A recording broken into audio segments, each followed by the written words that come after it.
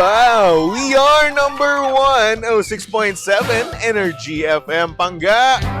Huwag mo sabihin radyo, sabihin mo. Oras sa buong kapuluan, Pangga, check your time. It's now 6:24 on the clock. Good morning, good morning, good morning. Luzon, Visayas at Mindanao, Metro and Mega Manila. At syempre, good morning din naman sa mga Pangga natin diyang excited na naman na mag-weekends, yes. Dahil nga naman today is Thursday, no? Bukas, ibig sabihin, ito na naman yung pinakihintay nating araw. Kada linggo, kada Monday, ito ang ating pinapangarap, no? Friday. Yes! Ang sarap nga naman talaga magtrabaho, no? Kapag malapit ang Friday. Pero yung iba sa atin, no? Iba sa mga empleyado dito, no? Matatalino. Na kung saan ang ginagawa nila, no? Every Wednesday of the week, ginagawa na nila yung kanilang mga trabaho. Yes! Monday, hindi sila magtatrabaho. Diba? Konti lang naman. Then Tuesday, mas konti pa. Oo.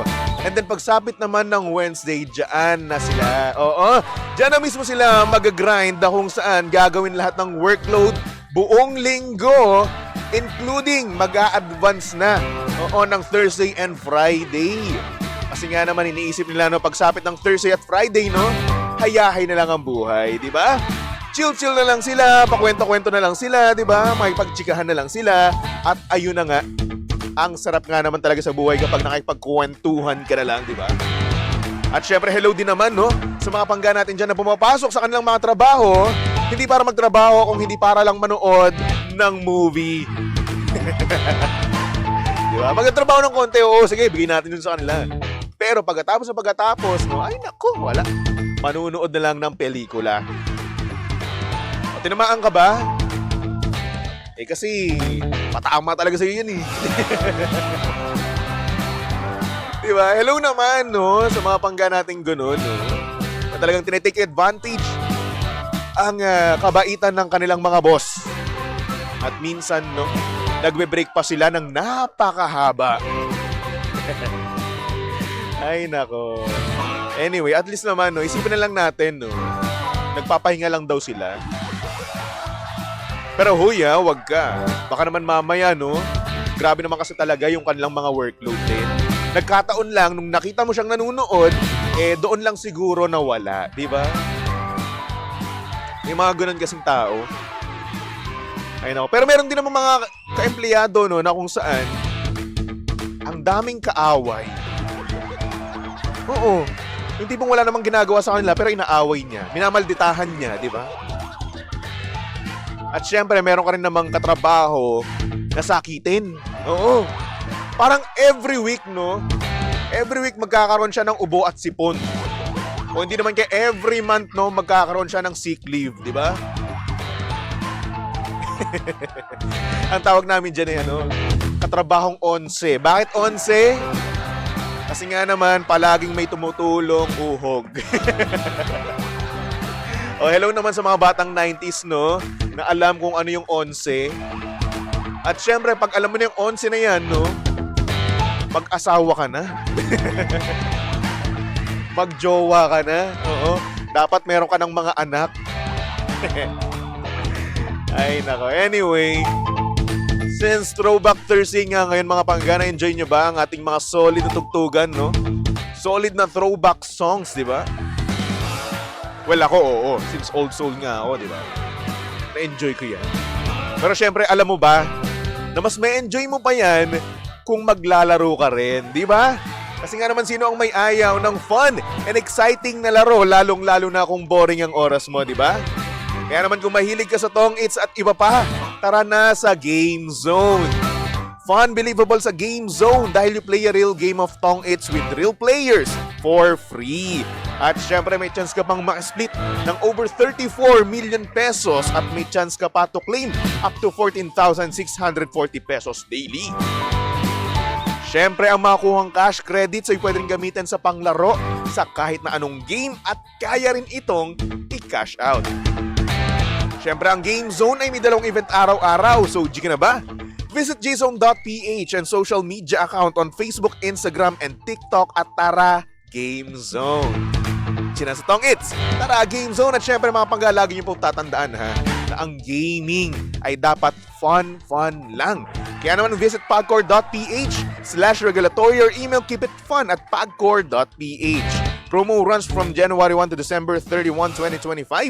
EGLD reference number MKTG-2024-2564. Gaming's for 21 years old and above only. Gambling can be addictive. Know when to stop. Okay? Alright. Diba? Kaya naman hello sa mga pangga natin dyan. Nagto-throwback ngayon, no? Nagto-throwback ng kanilang mga feelings. Naku, madaming ganyan. Hindi na yan nauubos, no? Ay, naku. Anyway, once again, mga panggana, we are live sa ating Facebook page. Hanapin nyo lang, Energy FM 106.7. Gayon din sa ating TikTok live. Ayan, hanapin nyo lang, Energy FM 106.7. Okay. Oo, naka-live ako doon. Hanapin nyo na, dali. Dahil ang sabi nila, no, ang hindi daw manood, mag-share, tutubuan ng kulugo sa esophagus. Gusto nyo ba yun? O, di ba ayaw? Kaya naman go. Manood na kayo, share nyo na, no? Tutubuan kayo ng kulugo sa esophagus, sa larynx, sa pharynx, saan pa ba? Sa gums, small intestine, large intestine. Dami na rin natin pancreas mo. Ay, nako. Anyway, good morning sa mga pangga natin dyan sa mga live. No? And good morning kay Lina, kay Renz, kay Fema Pascual. Sabi niya, good morning, baby Toby. Literal na good morning kasi 1:30 a.m. na dito. Yan, kung nasaan ka man ngayon, good morning sa'yo. Kay Mila Reyes, sabi niya, good morning, baby Toby. Have a blessed and great day watching from Cavite City. Uy, taga Cavite. May taga Cavite rin ako. Bukas nga pala, by the way, no? Uuwi ako ng Cavite. Wala lang, share ko lang. Bakit ba? Gusto ko lang naman mag-share eh. Huwag nga kayong ano. And anyway, good morning din kay Aizel. Sabi niya, watching from Kuwait. Hello po. Sabi naman dito ni Lena, baby Toby, bakit hindi ka na nagla-live sa TikTok? I'm so sorry na. Kasi nga, nitatamad ako. Baka siguro next week, bukas, or sa makalawa, no? I'm not sure. Hello din kay Teresita Ibanga. Sabi niya, good morning, baby Toby. Pabati si Mami Grace Kimperly. Ayan, si Granny Grace. Granny ko na siya. Kay Mami Rosie Lopez, hello po. Lorna Catilo, Evelyn De Capilla, hello po. Kay Tasha Valdez, good morning. Happy Thursday sa'yo. Kay Annabel Galit. Ay, naku, patay tayo. Lagi tong galit. Heron, hello. Aluna, hello. Kay Burns, good morning. Sabi dito ni Aluna, nag-breakfast ka na po ba? Watching from USA, Kuya Toby. Ay, yes, nag-breakfast na ako. Actually, kinakain ko palagi. Hindi na ako nag-fast food kada breakfast. Kasi hindi na siya healthy. Alala ko talaga dati, no? Isang buong taon, breakfast, lunch, fast food. O, di ba? Kaya yan. Nung medical namin, ang taas ng uric acid. Si Lucio, hello, good morning. Sabi naman dito ni Alvin, pautang 5 mo. Pautang 5 mo rin. Wagyu ka. Si Ann, hello Ann. Kamusta ka naman? Sabi niya dito, good morning watching from Kuwait. Hello. Sabi ni Fema, halatang batang 90s, lakas maka-throwback, di ba? Pag-halata na edad ko dito eh. Alam nyo ba, medyo ramdam ko na yung katandaan ko dito. No? Nalaman ko kasi mga idara ng mga interns namin. Dati ako kasi, interns ako dati. Kasi ako sa mga interns, no? Kasi yun, ako yung pinakabata. Kasi nung pumasok ko dito, ako rin yung pinakabata. Ngayon, Chong hindi na. Isa na ako sa pinakamatanda. And take note na, pumasok ako dito, si DJ Sheena, gentong edad, 28 years old. Tapos ngayon, 30 na siya, pataas, magkakaanak na. Ay, naku, ang bilis ng oras. Maibabalik lang natin no, yung panahon, no? So, maging forever young, di ba? Ay, naku, oh well, papel. Mapangga, meron tayo ngayon sender, no? Kaya naman pasok na natin yan dito sa TC in the Morning.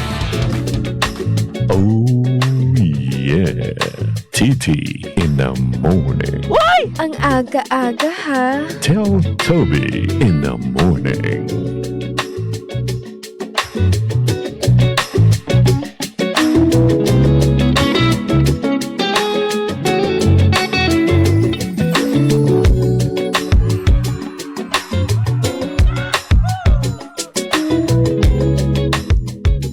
Sakit naman magsalita ni Fema Pascual.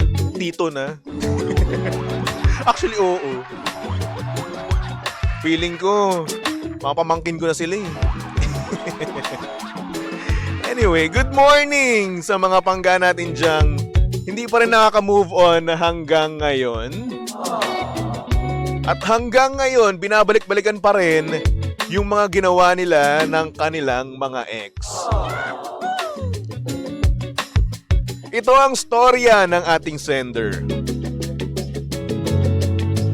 At ang sabi niya dito, "Good morning, baby Toby. Tago mo na lang ako sa pangalang Lolly. Bakit ba may mga lalaking palaging binobrot up yung ex nila? Kahit sa ang topic, ex niya pa rin ang sinasabi niya. At ang nakakainis pa dito is yung part na kinukwento niya rin kung paano nila ginagawa or gagawin yung happy-happy session nila. Like super detailed, baby Toby. At sinasabi niya pa na gawin din namin daw yun. Like what the hell? Iniisip mo ba mga sinasabi mo? Alam mo ba kung gaano kasakit yun sa akin? Nung sinabi niya yun, napaisip ako na, every time ba na ginagawa namin yun? Iniisip pa rin niya yung ex niya? Sobrang sakit at nakaka-overthink, baby Toby. Sa tingin mo, ano ang dapat kong gawin dito? Naka-move on na kaya tong jowa ko? Ano sa tingin mo? Bakit naaalala or inaalala niya pa rin yung mga ganong bagay ng ex niya? Pakisagot naman, baby Toby. Thank you so much.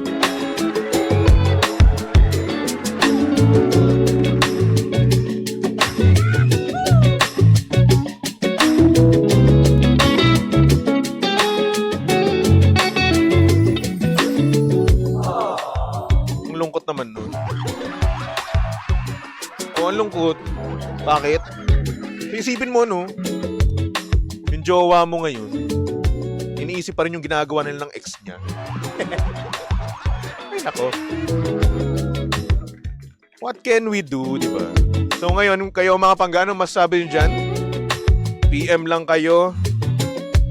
Or hindi naman kaya mag-comment lang kayo sa ating mga live? Again, Energy FM 106.7, no? Yan sa TikTok, sa Facebook, no? Yan, hello sa mga nanonood dyan. Comment nyo kung ano yung opinion nyo, di ba? Anyway, sabi dito ni Fema, di balikan niya ex niya. O, di ba? Ganun kadali. Sabi naman ni Blessing, ako sender, ibalik mo na sa ex niya yan. Di pa nakaka-move on yung kumag na yan. Good morning, baby Toby. Grabe naman makakumag. Dorothy Perez, hello, listening from Toronto. Good morning. Ay nako, well, kung ako tatanungin nyo, no? Siguro namimiss niya. Oo. Namimiss niya kung ano yung ginagawa nila ng ex niya. Tingin ko lang naman Kasi, una sa lahat, kung kung hindi niya yun nami-miss, no, at kung wala na lang yun sa kanya, hindi niya yung brought up, hindi niya yun maiisip. And the fact na kapag ikaw naman yung magsabi nun sa kanya, masasaktan din naman siya. Diba? Ngayon, kung hindi siya masasaktan, ay nako, hindi ka talaga naman mahal. Ay, nako. O, sabi ni Aluna, magsama sila ni Matt, hindi maka-move on sa ex. Ayun lang, nag-name drop na. Okay, Matt. Okay, sige. O, X is equals to ano? Ganun pala yun. Kayo naman kasi, huwag nyo ko sinasabihan ng mga math problem na yan. Huwag nyo ko bigyan ng humor pagdating sa mga math, ha? 6:40 pa lang, napakaaga, bobo pa akong gantong oras.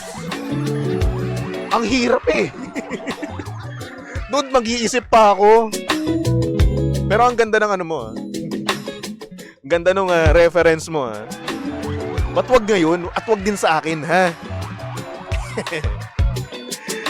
Sabi ng Fema, kung bukang bibig niya, ex niya, I think hindi pa siya nakaka-move on. Sobrang sakit niyan. Actually. At bakit ba kasi dapat pang i-brought up yung ex niya, di ba? Lalong-lalo na yung ginagawa nila. At ang mas matindi pa dito, gusto niya ring gawin sa'yo yung ginagawa nila ng ex niya. So ngayon, sino ba namang hindi mag-iisip, no? Mag-overthink, no, na bakit niya to sinasabi? Ba't niya pa to kailangan gawin pa rin sa akin, di ba? So ngayon, yung babae mag-overthink yun. Ano, nami-miss mo yung sarap? Ganon? Nami-miss mo yung ex mo? Nami-miss mo yung kung ano man yung ginagawa nyo? Siya pa rin ba iniisip nyo kapag nagbebembang kayo? So dapat hindi ganon, par. Nice. Sabi ni Fema, correct baka nga nami-miss niya, i-reverse psychology mo kaya, girl. Tignan mo kung ano ang magiging reaction niya. Actually, try mo rin, no? Try mo rin na ikaw naman yung magkuwento about sa mga ganon ng ex mo. O, sa inyong dalawa, no?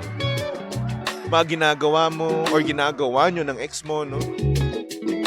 Ikwento mo rin sa kanya at sabihin mo sa kanya na gawin din natin to. Tapos ang mas matindi pa dito, no? Ikumpara mo siya.